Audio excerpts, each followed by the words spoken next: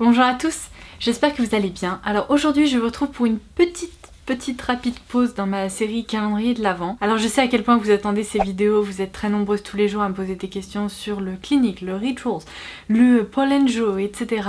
Alors je vous rassure, tout ça, ça arrive. C'est juste que trop de vidéos unboxing calendrier de l'Avent, c'est un peu lourd en fait pour moi. Au bout d'un moment j'ai envie aussi de vous parler d'autre chose. Donc voilà, je fais une petite pause aujourd'hui, je vais vous parler d'autre chose et ça va faire du bien. Et puis après on reprendra les calendriers de l'Avent. Parce que si ça peut vous rassurer, j'ai encore tout plein de trucs à vous montrer. Donc on en a pour un moment, mais sachez que je bosse dur, qu'il y a des vidéos que j'ai filmées juste avant, je vais continuer à en filmer juste ensuite, donc ça arrive. Voilà, c'est le message principal.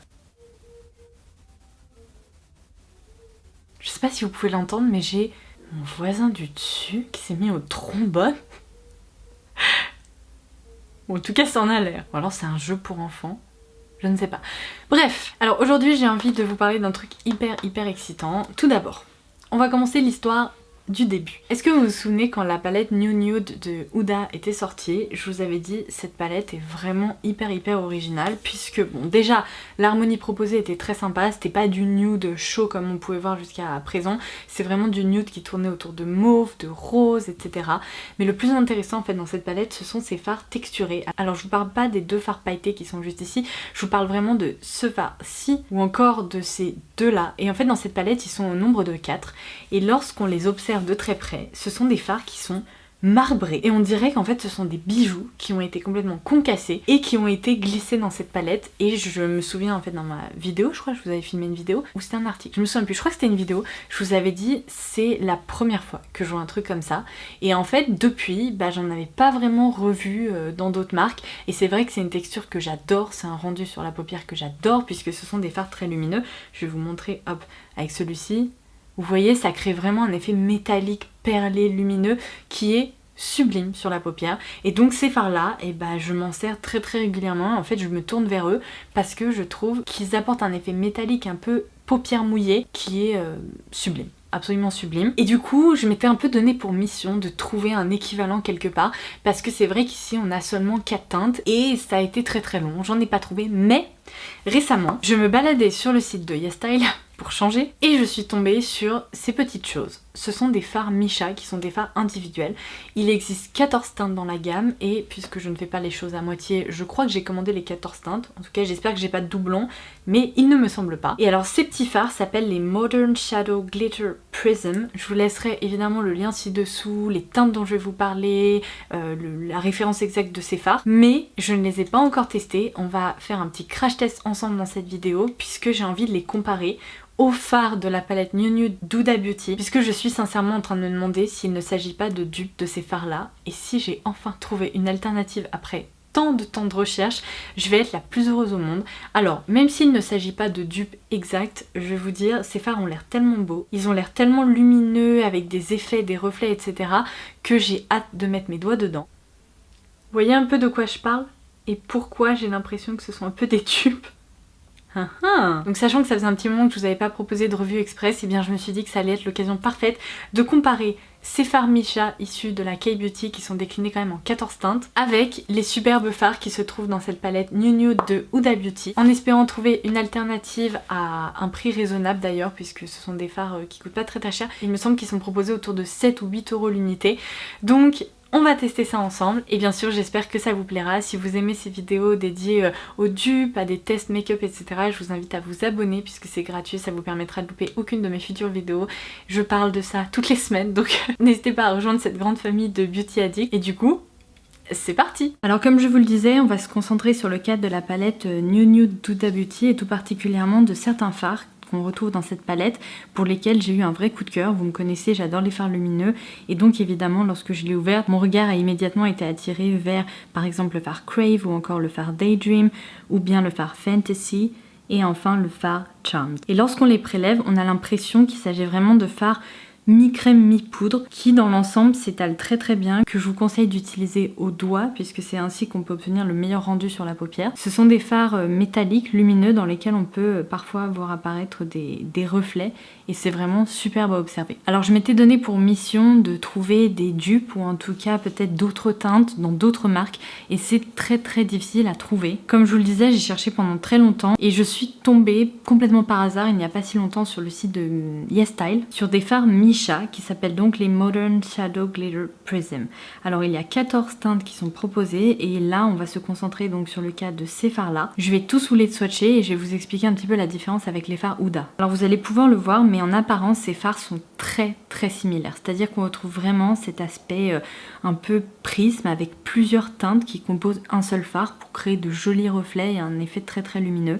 La première chose que j'ai pu remarquer lorsque j'ai commencé à les utiliser, c'est qu'il ne s'agit pas de fards qui sont aussi métalliques. Alors ils sont tout aussi lumineux. Au lieu d'être métallique foil, ils jouent plutôt sur un aspect micro-pailleté en fait. Donc la première conséquence de ça, c'est qu'ils sont un petit peu plus transparents et pour obtenir un rendu intense, il faut superposer les couches. On peut également les humidifier si on le souhaite. Je trouve pas que ce soit indispensable, mais on peut le faire. Alors vous me connaissez, vous savez qu'en matière de make-up, j'adore tout ce qui est super beau à observer, qui sort de l'ordinaire, et en matière de fards, j'aime les fards qui sont lumineux et là je dois dire que j'ai été servie, ils sont vraiment sublimes. Alors j'ai un peu l'impression que c'est l'interprétation des fards Huda à la coréenne, comme je vous le disais, qui jouent un peu plus sur la transparence, qui sont un peu plus modulables également, mais franchement à chaque fois que j'ai pu les incorporer dans mes make-up, je les ai trouvés dingues ces fards. Donc je vais vous proposer des swatchs des 14 teintes que j'ai ici devant moi et ensuite je vous ferai un petit bilan.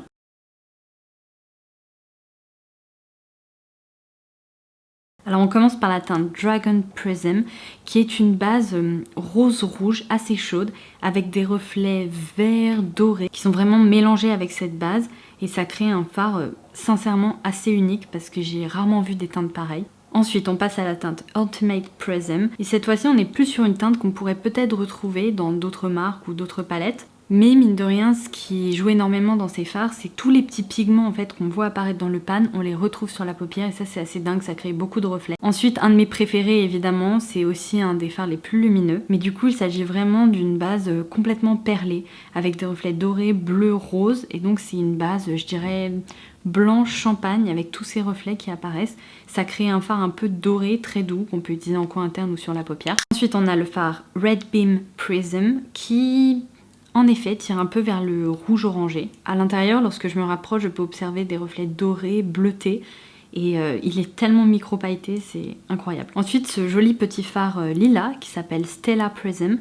C'est une base un peu rose lilas justement, avec plein de reflets. Donc doré, orangé, argenté également. Puis vient la teinte Lucid Prism. Et je crois que c'est un des fards que je préfère dans cette collection, qui me rappelle un peu certains highlighters, vous savez, qui tirent vers le rose gold. Mais là, c'est une formule du coup idéale pour les yeux. Ce que je trouve intéressant dans cette gamme, c'est qu'on a aussi des teintes foncées. Et j'imaginais pas qu'on puisse créer justement des fards comme ça à reflets avec une base aussi foncée. Mais, eh bien, Missha y est arrivé. On est sur une base prune marronnée avec des reflets roses, dorés. Et ça crée un fard dans l'ensemble assez satiné. Il est moins micro-pailleté que tous les autres. Alors ensuite on passe à la teinte Kitten Prism. C'est encore une fois un or rose mais cette fois-ci moins jaune en fait que le précédent que j'ai pu vous présenter. Là on est vraiment plus sur un fard qui tire vers un doré un peu brossé. Et pareil il est absolument incroyable et lorsqu'on le porte on trouve moins en fait ces reflets roses. Donc je dirais qu'il est encore plus facile à porter au quotidien. On a ensuite le Freedom Prism qui cette fois-ci tire vraiment vers le rose, un peu métallique fuchsia. Mais il joue sur une base un peu transparente taupe qui est très étonnante, avec des petits reflets blancs également. Le suivant est incroyable et je sens que je vais en user et en abuser en automne. C'est le Garden Prism et c'est un fard taupe avec énormément de reflets verts. Il est tellement métallique et micro-pailleté, il est sublime. Alors ensuite on a le Sunny Prism qui cette fois-ci possède une base complètement orangé en fait, mais qui est très lumineux avec des reflets légèrement dorés. Puis vient le fard Blue Hole Prism, et là c'est un petit peu la version du fard vert, mais cette fois-ci avec des reflets complètement bleutés. Donc on est sur une base taupe également, mais avec de jolis reflets bleus qui tirent un petit peu vers le lilas parfois, le violet. Je passe à un autre fard foncé qui est le Ultra Prism, qui est cette fois-ci un fard hyper rouge, mais rouge bordeaux, avec des reflets légèrement violets. Et je termine par la dernière teinte qui est Blossom Prism. Et en fait c'est dur de vous donner mes favoris parce qu'il y en a beaucoup, mais cette teinte là, je m'en suis beaucoup servie parce qu'en fait au quotidien elle est idéale. Il y a une petite touche de rose mais elle est surtout très lumineuse. Donc du coup ma conclusion c'est que bon, je peux encore chercher pour des dupes parfaits des fards Huda Beauty, je ne les ai pas trouvés et je me demande si je les trouverai vraiment un jour.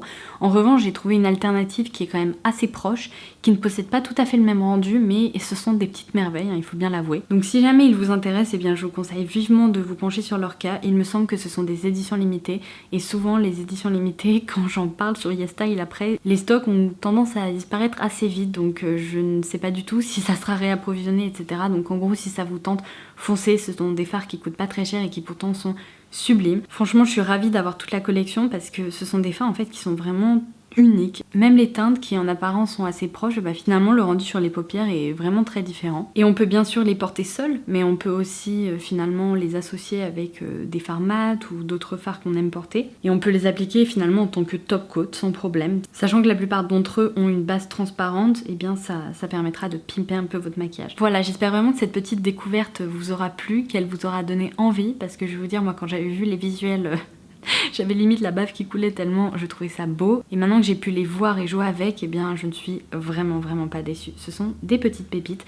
J'aimerais bien que Misha propose des teintes peut-être encore plus neutres. Vous voyez, un peu à la Huda avec des teintes dorées, argentées, roses, taupe, mais vraiment sans tous ces reflets colorés, ça ce serait idéal. Mais pour le moment je me contente de ça et je trouve ça très beau. Voilà, j'espère que ça vous aura plu. Je vous embrasse très fort et je vous dis à très vite. Bye bye!